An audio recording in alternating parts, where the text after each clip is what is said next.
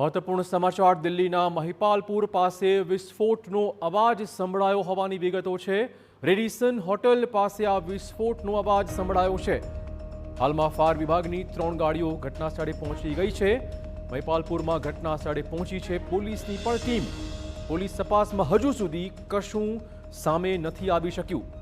મળતી વિગતો પ્રમાણે સવારે 9:18 ફાયર વિભાગને વિસ્ફોટની જાણ થઈ હતી।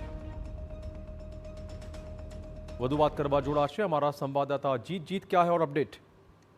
बिल्कुल देखिए, जिस तरीके से दिल्ली में धमाके हुए थे उसके बाद जो पूरी दिल्ली ऑरेंज अलर्ट पर है।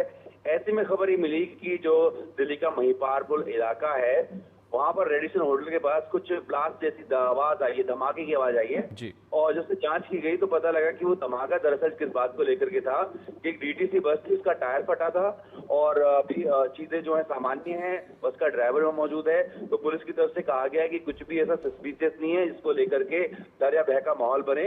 वो केवल एक टायर फटा था डीटीसी बस का और उसी की वो आवाज थी। धन्यवाद जीत। तो आपने कही दी कि कशु चिंताजनक नहीं दिल्ली में। हाल में एक बसનું टायर फाट्યું હોવાનો અવાજ આવતા અફરાતફરી મચી હતી। જોકે હાલ પૂરતું તપાસમાં સામે આવ્યું છે કે ચિંતાનો કોઈ વિષય નથી, બસનું એક ટાયર ફાટ્યું છે।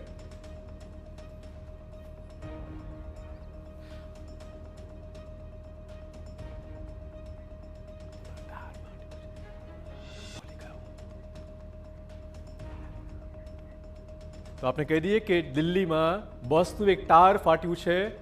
એક વિસ્ફોટનો અવાજ સંભળાયા પછી ફાયરની ટીમો પણ ઘટનાસ્થળે પહોંચી હતી। તપાસમાં સામે આવી રહ્યું છે કે માત્ર બસનું ટાયર ફાટવાનો અવાજ હતો। જો કે જે રીતે શંકાસ્પદ માહોલ દિલ્હીમાં છે, રહસ્યમય માહોલ છે, વિસ્ફોટ થોડા દિવસ પહેલા થયો હતો અને માટે લોકો ચોક્કસ ચોંક્યા હતા।